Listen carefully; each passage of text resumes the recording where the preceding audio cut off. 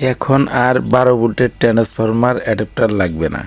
12 ভোল্টের কাজ এখন 5 ভোল্টের মোবাইল চার্জার দিয়েই হয়ে যাবে। 5 ভোল্টের মোবাইল চার্জার সার্কিটটিকে 12 ভোল্ট বানিয়ে নিতে পারবেন। দেখেন আমি কিভাবে বানাই। এই দেখেন এখন 5 ভোল্ট আমি মাপ দিয়ে দেখাইলাম। এটা আমি কারেন্টের লাইন দিয়ে চেক করলাম, এটা কিন্তু 5 ভোল্ট আছে, এটাই আমি 12 ভোল্ট তৈরি করব। দেখেন কিভাবে এটাকে 12 ভোল্ট বানানো যায়। এর জন্য এখানে দেখেন একটা জেনার আছে ডিসি লাইনে, ডিসি সাইডে যেখানে ভোল্টেজ আউটপুট সেখানে কিন্তু আপনি পেয়ে যাবেন একটি জেনার রেকটিফায়ারের পাশাপাশি। এই জেনারটা খুলে ফেলবেন।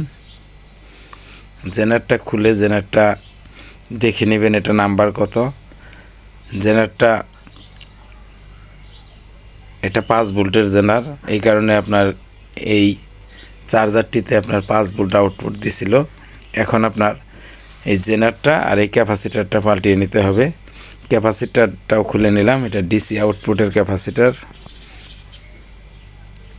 ডিসি চপারের ডিসি আউটপুটের ক্যাপাসিটারটা 470 ইউএফ 10 ভোল্ট, কারণ এখানে আপনার 12 ভোল্ট হবে, 10 ভোল্টের ক্যাপাসিটার কিন্তু ফেটে যাবে। এজন্য আমরা এখন 16 ভোল্ট ক্যাপাসিটার ব্যবহার করব। এটা 470 ইউএফ বা 220 ইউএফ একটি ক্যাপাসিটার 16 ভোল্টের লাগিয়ে দিবেন। আমি এই 16 ভোল্ট ক্যাপাসিটার এখানে লাগাবো। দেখেন আমি 16 ভোল্ট ক্যাপাসিটারটি লাগিয়ে দিতেছি। ভিডিওটি ভালো লাগলে শুরু থেকে শেষ পর্যন্ত দেখুন, আপনাদের উপকারে আসবে।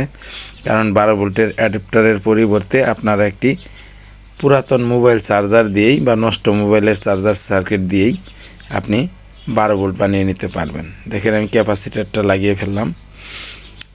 নেগেটিভ পজিটিভ দেখে লাগাবেন ক্যাপাসিটার। এরপর আমি এখন জেনারটা লাগাবো। আমাদের দিল ইলেকট্রনিক্স চ্যানেলটি সাবস্ক্রাইব করে না থাকলে সাবস্ক্রাইব করুন, বেল বাটন ক্লিক করে রাখুন যাতে আপনাদের ভিডিও সামনে চলে আসে পরবর্তী ভিডিওগুলো। দেখেন আমি এখন জেনারটা লাগাইতেছি। এই জেনারটা কিন্তু 12 ভোল্ট। এই জেনারটাই 12 ভোল্ট দিবেন, তাহলে আপনার ডিসি আউটপুট 12 ভোল্ট পেয়ে যাবেন।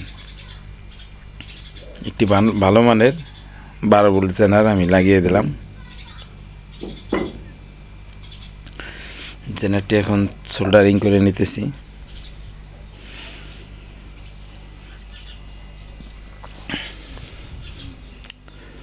দেখেন আমি জেনারটা লাগিয়ে জেনারের লেগগুলো কেটে দিলাম। এখন আমার এখানে ডিসি ভোল্টেজ মাপ দেব। দেখেন জেনার ক্যাপাসিটার আমি দুইটাই পাল্টিয়ে ফেললাম, আর কিছু পাল্টাতে হবে না। ওই দুইটা লাগানোর পরে আপনি আবার কারেন্টের লাইন দিন। আমি সার্কিটটিতে আবার কারেন্ট দিলাম, কারেন্ট দিয়ে এখন চেক করব। দেখেন আমি কারেন্ট দিতেছি আর 10 ভোল্টে রেখে চেক করব। মিটার 10 ভোল্টে রেখে চেক দিলাম, দেখেন সম্পূর্ণ উঠতেছে।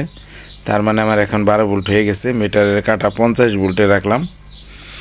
মিটারের যে সুইচিংটা ওটা 50 ভোল্টে রেখে আমি এখন আবার মাপ দিলাম। দেখেন এখানে কিন্তু 12 ভোল্ট চলে আসছে, একদম 12 ভোল্ট। ভিডিওটি ভালো লাগলে আমাদের দিল ইলেকট্রনিক্স চ্যানেলটি সাবস্ক্রাইব করে বেল বাটন ক্লিক করে রাখুন, শেয়ার করুন যাতে পরবর্তীতে আপনারা দেখে দেখে কাজ করতে পারেন। দেখেন হয়ে গেছে। এখন আমি আবার চেক করে দেখালাম। দেখেন 12 ভোল্ট। শুরু থেকে শেষ পর্যন্ত ভিডিও দেখার জন্য আমাদের দিল ইলেকট্রনিক্স চ্যানেলটিকে অসংখ্য ধন্যবাদ।